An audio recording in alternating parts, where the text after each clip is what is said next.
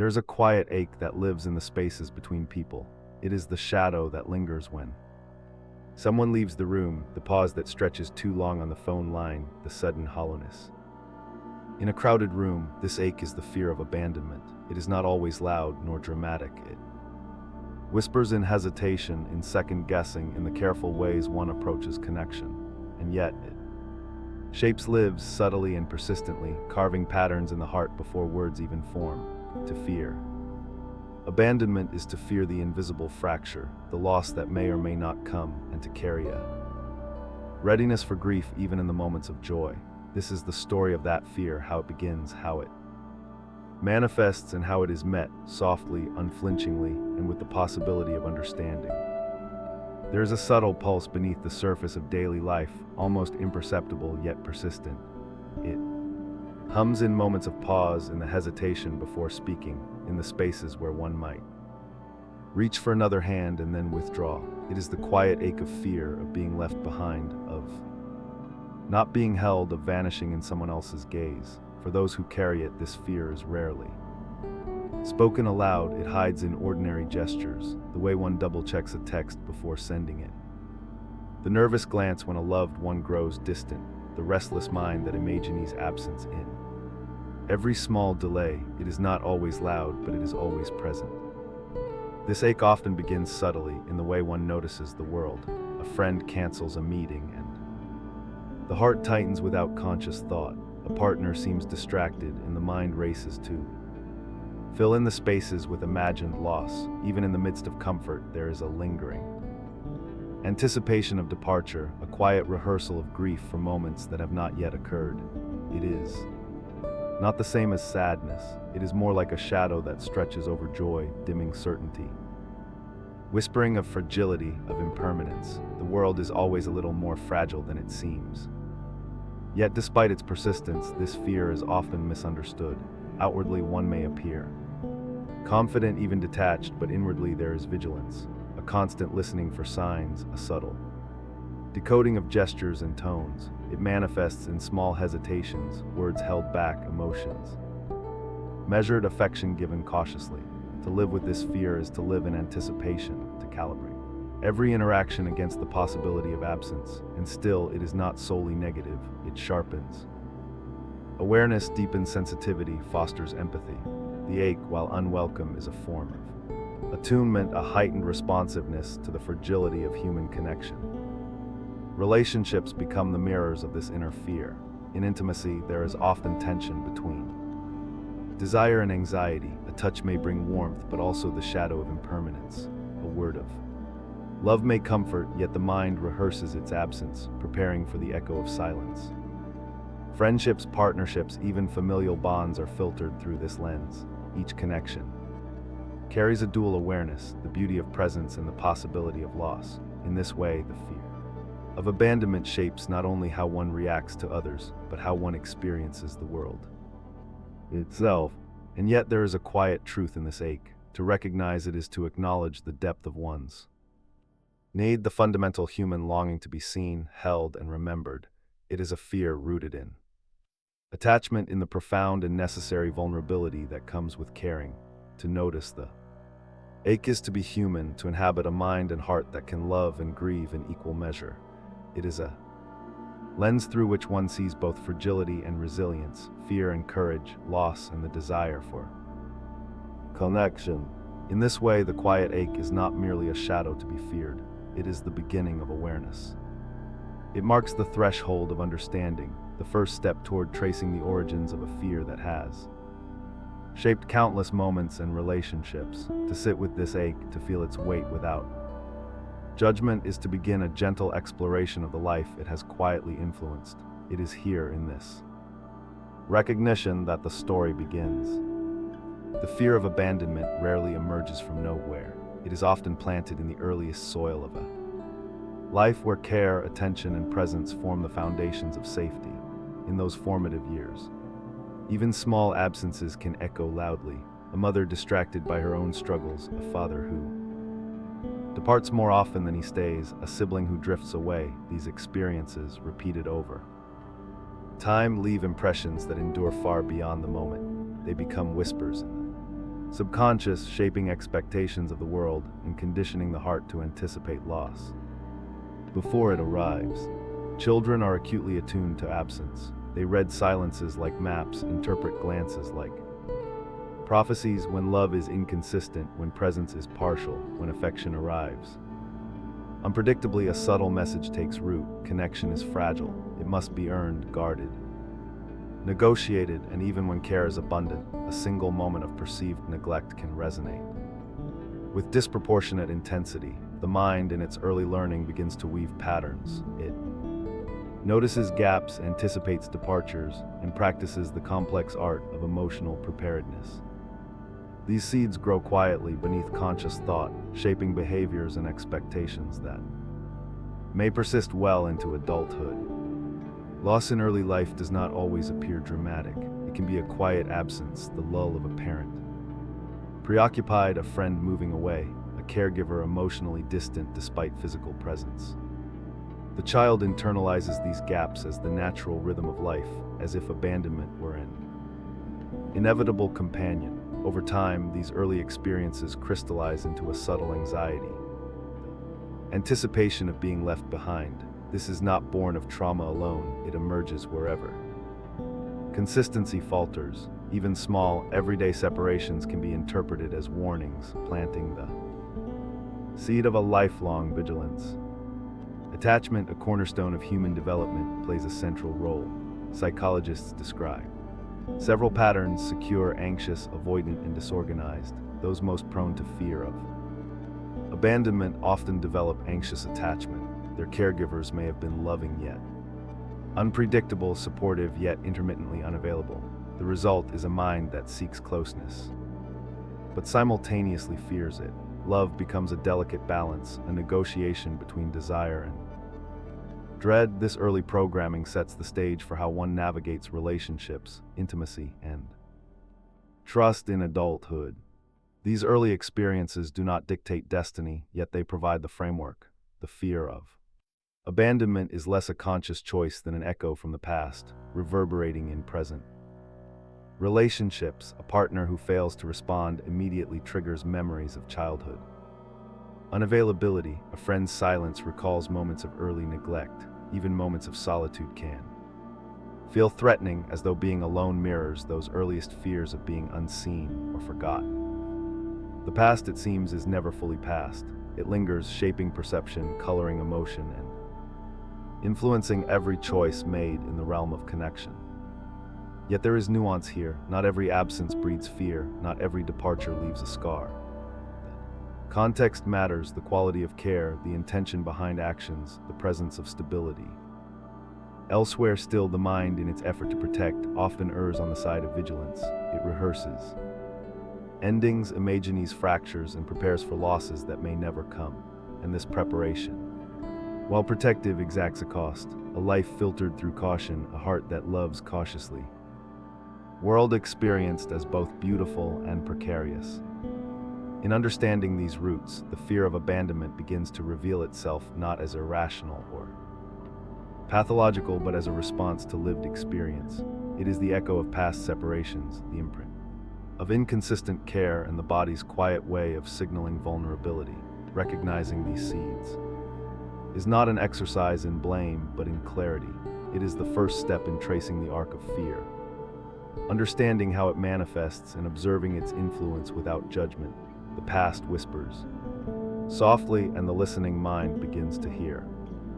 The fear of abandonment, though felt deeply in the heart, is also rooted in the architecture of the mind. Neuroscience and psychology reveal how this fear is both emotional and biological. How the brain's wiring and the body's responses shape perception and behavior in profound ways.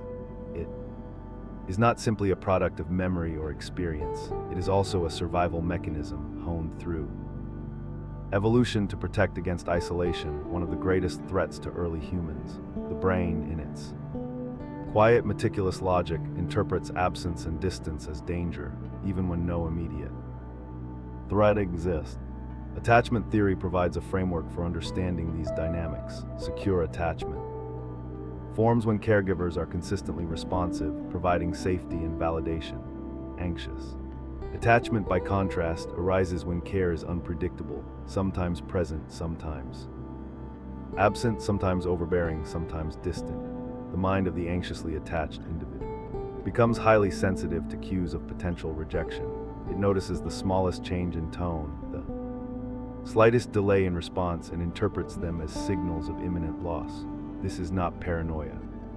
It is a deeply ingrained survival instinct, a form of hypervigilance calibrated over years of experience. Neuroscience adds another layer. The amygdala, the brain's emotional sentinel, responds intensely to perceived social threats. For someone prone to abandonment fear, the amygdala lights up at signs of separation or rejection.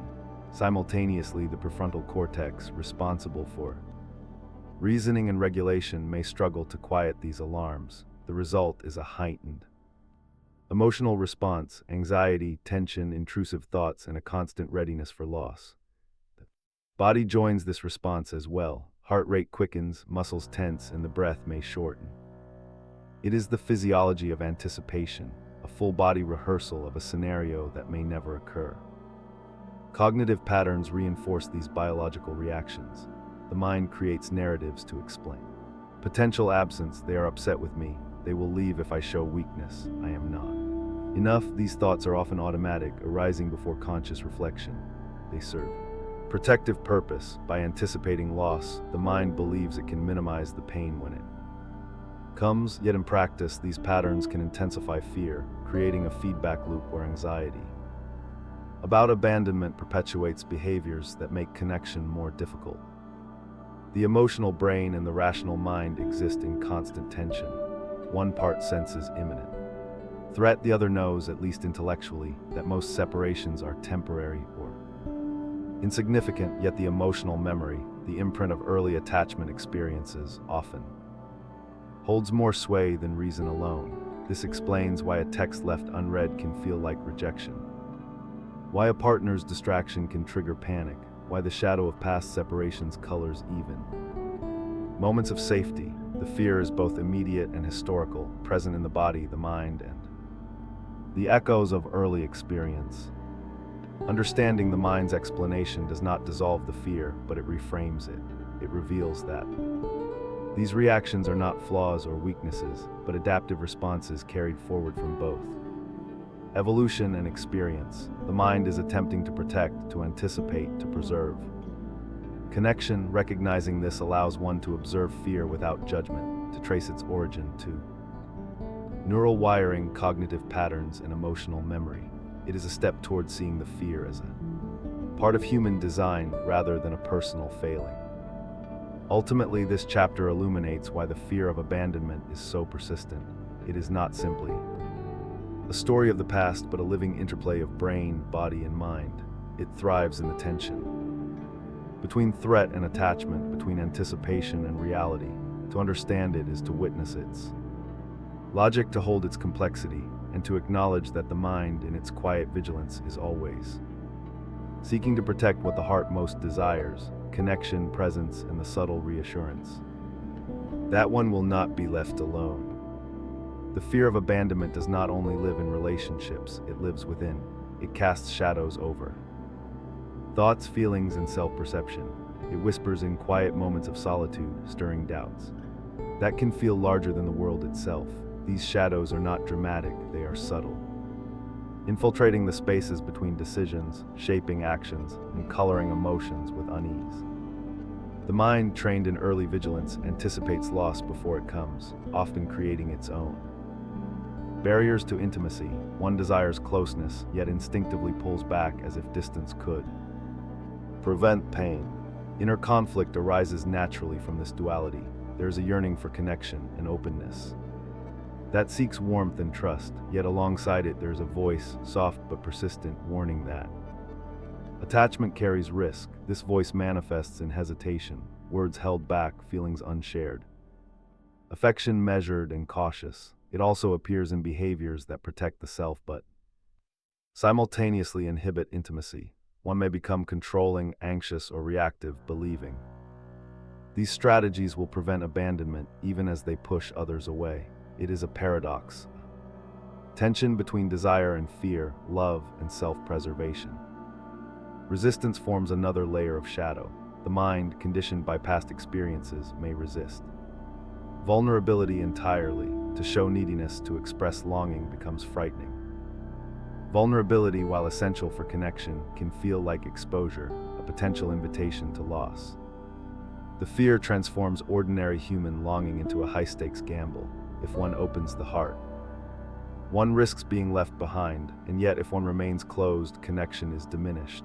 This inner tug-of-war shapes much of life, leaving the individual exhausted, perpetually balancing between closeness and avoidance, presence and protection. Patterns emerge from this inner tension. In relationships, anxious behaviors can appear as clinginess, overthinking, or jealousy. In solitude, the mind rehearses potential abandonment, generating scenarios that fuel anxiety and sadness. Even accomplishments or distractions cannot fully quiet the undercurrent of fear. It is an invisible rhythm influencing perception and behavior, often unnoticed by the outside world, yet deeply felt internally. The shadow is persistent, not out of malice, but because it is a mechanism designed to protect a fragile sense of self. Self-reflection brings clarity, revealing that these shadows are not inherently bad. They are adaptive responses to earlier experiences and ongoing vulnerabilities. Recognizing them allows one to see the patterns for what they are, attempts to safeguard connection, however imperfectly executed. This insight does not erase the fear, but it provides perspective, a lens through which behaviors and emotional reactions can be understood without shame. The inner conflict becomes less of a battle and more of a conversation, a careful listening to the needs, fears, and impulses that shape human interaction. There is a subtle beauty in acknowledging the shadows within. They reflect the intensity of one's capacity to care, to notice, to hope. They reveal the depth of longing for connection and the significance of each bond, small or large. The fear of abandonment, while uncomfortable, is inseparable from the heart's capacity to love. Its influence is both restrictive and illuminating, shaping behavior while revealing fundamental truths about vulnerability, desire, and emotional attunement. To sit with these shadows is to confront the inner tension without judgment. It is to notice how the mind negotiates closeness and distance, love and protection. It is to recognize that resistance, hesitation, and fear are not flaws but echoes of survival, markers of the human heart navigating uncertainty. The shadows within do not have to define a life. They can be observed, understood, and gradually held with compassion. In this space, the quiet ache of earlier chapters meets the mind's vigilant logic, and awareness begins to transform it into understanding.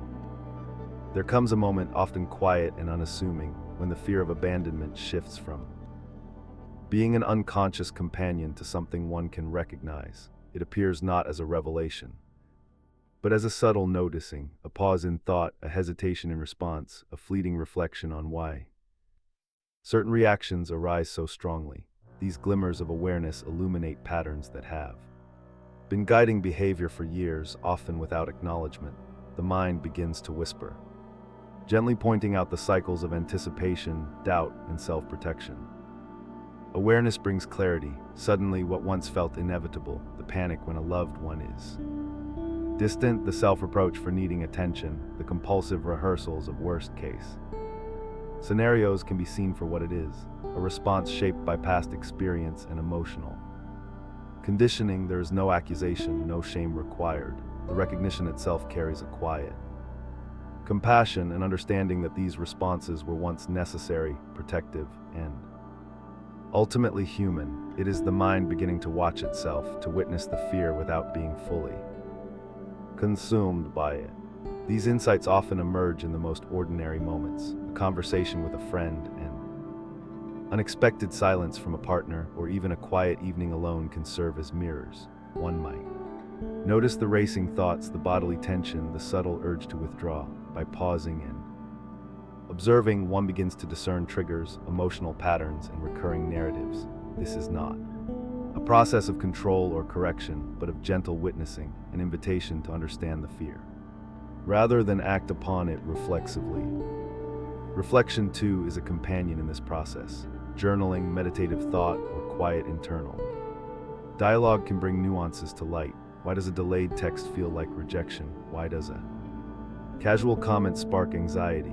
These questions, when asked without judgment, allow one to map the internal terrain of abandonment fear. One begins to see the intersections of past experiences, cognitive patterns, and emotional responses. The fear is no longer amorphous, it has shape, location, and rhythm. Recognizing it is the first step toward disentangling its influence. Awareness also invites choice. Once the fear is observed, it becomes possible to respond differently, even if imperfectly. The reflexive pull toward self-protection need not dictate every interaction. One can notice the tension, acknowledge its presence, and yet act from a place of intention rather than compulsion. This shift is subtle, often temporary, and always incremental. It is less about eliminating fear and more about cultivating consciousness of its sway, the ability to coexist with it without letting it define every action. Glimmers of awareness are often accompanied by a quiet compassion for oneself. One realizes that these fears are neither weaknesses nor failures. They are marks of a life lived, of attachments formed, of vulnerability expressed. Compassion softens the rigid edges of fear, allowing space for curiosity rather than judgment. It is in this space that growth begins, not as a sudden transformation, but as a slow, deliberate unfolding. The fear is acknowledged, understood, and met with empathy. There is also the subtle recognition of impermanence, the understanding that feelings, while intense, are transient. Anxiety rises and falls, thoughts recur and fade in the mind's patterns. Once unconscious, can now be witnessed. With repeated observation, the fear loses some of its tyranny. It becomes one aspect of experience rather than the defining lens. In these moments, small shifts occur: the pause before reaction, the consideration before withdrawal, the ability to feel longing without panic. Awareness, like light and shadow, illuminates the contours of fear and opens the possibility of choice, understanding, and quiet courage. Healing from the fear of abandonment is rarely a sudden event. It is not a moment of transformation, but a quiet process of integration, soft, incremental, and often invisible. To integrate is not to erase the fear, but to acknowledge its presence, understand its roots, and gradually allow it to exist alongside awareness, compassion, and choice. It is a reconciliation between the past and present, between instinctive reaction and conscious response, between shadow and light.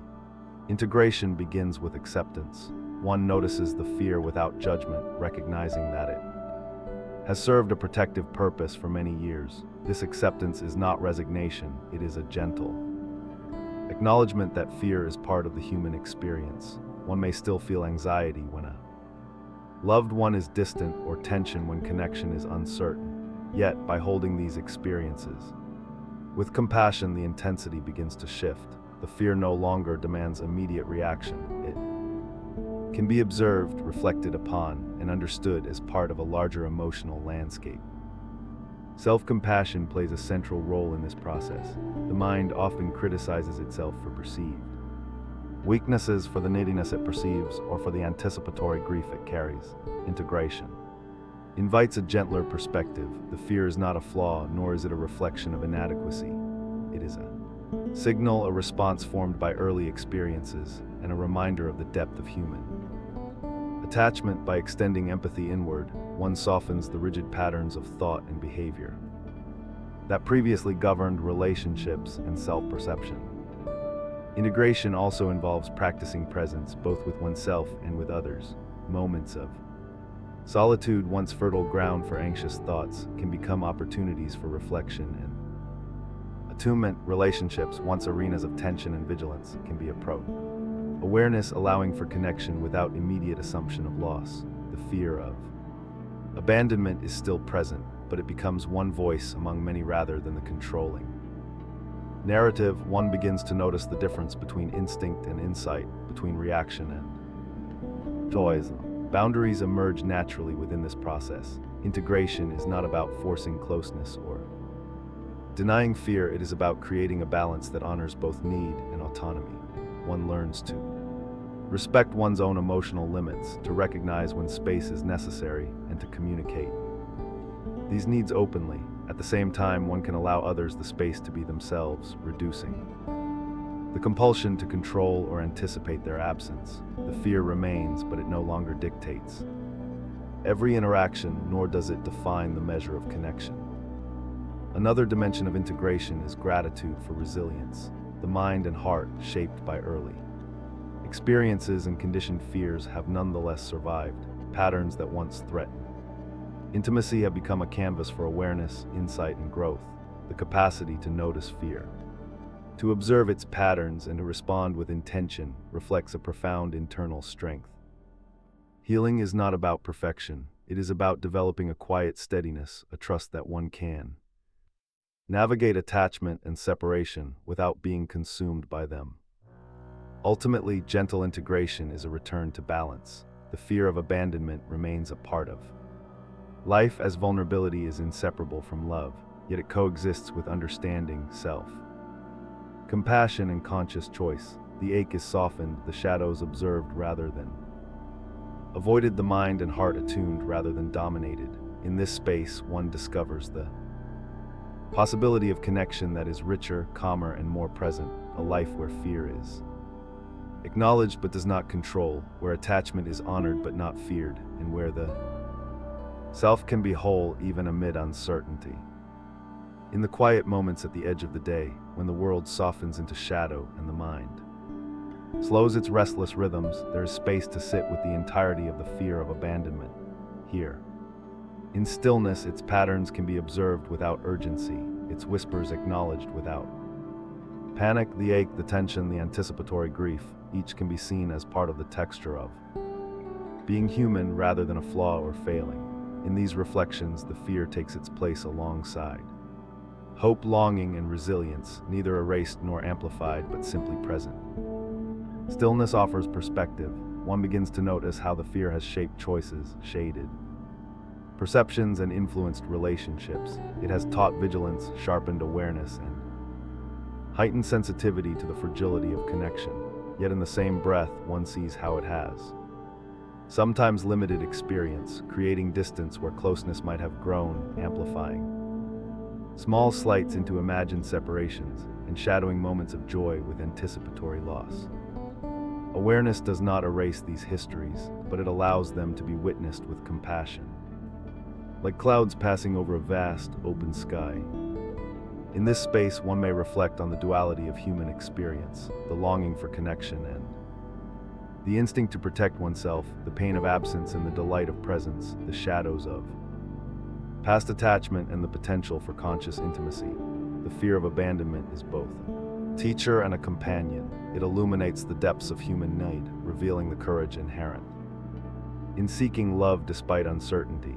Its persistence reminds one of the significance of bonds, care required to maintain them, and the delicate interplay between holding on and letting go. The quiet reflection also invites recognition of personal growth. Even amidst fear, one has formed bonds, shared love, and navigated loss with resilience. Moments of panic, hesitation, or longing are no longer inexplicable. They are threads in a larger narrative, part of a mind and heart learning to balance vigilance with openness. Awareness has allowed small shifts, a pause before reaction, a softer response to anxiety, a deeper appreciation for connection without immediate assumption of fragility. These changes are subtle but profound, evidence that integration and understanding are possible. There is a poetic symmetry in observing fear alongside presence. The same mind that anticipates departure is also capable of noticing arrival. The same heart that feels the ache of loss can savor warmth, intimacy, and care. In stillness, these contrasts coexist without judgment. The fear of abandonment does not vanish, but it is transformed from a controlling force into a quietly acknowledged aspect of human experience. It becomes part of the tapestry of life, a texture rather than a barrier, a note in a broader composition of emotional resonance. Ultimately, reflection in stillness is a practice of acceptance. It is an invitation to witness one's emotional landscape in full, to honor the fear without allowing it to dominate, and to recognize The beauty inherent in vulnerability. One sees that life is both fleeting and enduring, fragile and resilient, shadowed and illuminated. In this gentle awareness, there is a possibility of peace. Recognition that connection can exist alongside fear, that attachment need not be suffocating, and that the self can hold both longing and equanimity. The fear of abandonment, once a quiet ache, a shadow within, and a persistent pattern in thought and behavior, is no longer merely a burden. In reflection, it becomes a companion on the journey of human experience. It is part of what it means to care, to love, and to exist in relation to others. In these moments of stillness, one can simply breathe, observe, and rest in the knowledge that the fear, like all emotions, is transient, meaningful, and woven into the delicate fabric of life. Here, in the quiet, one finds both understanding and a gentle freedom.